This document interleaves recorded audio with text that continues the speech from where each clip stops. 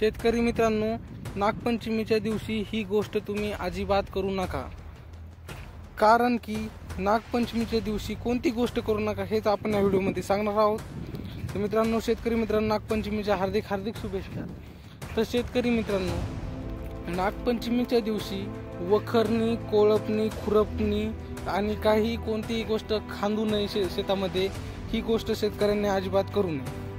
आणि खेड्यामध्ये शेतकरी शेतामध्ये या दिवशी काही कुठं करत पण नाहीत. पण या मागची गोष्ट काय आख्यायिका आहे हे आपण सांगणार आहोत.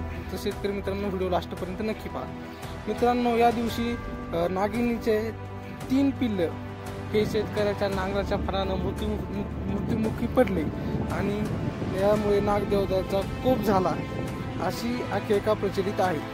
त्यामुळे शेतकरी शेतामध्ये नांगरणी, कोळपणी, खुरपणी हे करत नाहीत. आणि काही म्हणजे महाराष्ट्रात तर खेड्यागावामध्ये आमच्या इकडे बी करत नाहीत. तर पहा मित्रांनो, हे आम्ही नागपंचमीच्या आधी हे कापूस खुरपून घेतलाय आणि हे इथे खुरपायचा राहिलाय. तर आज नागपंचमी असल्यामुळं खुरपणी ही करू नये असं मानलं जातं. त्यामुळे ही खुरपणी केली नाही.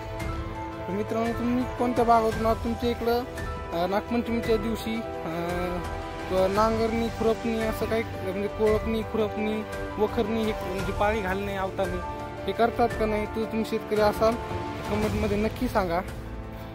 आणि मित्रांनो, मला पुन्हा एकदा नागपंचमीच्या हार्दिक हार्दिक शुभेच्छा. आणि अशा खूप काही गोष्टी असतात करू नये.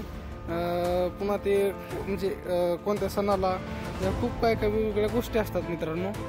तर ही शेतकऱ्या संबंधित गोष्ट होती म्हणून सांगितली. आणि तुम्हाला ही गोष्ट आवडली, लाईक नक्की करा, व्हिडिओ जास्तीत जास्त शेअर करा.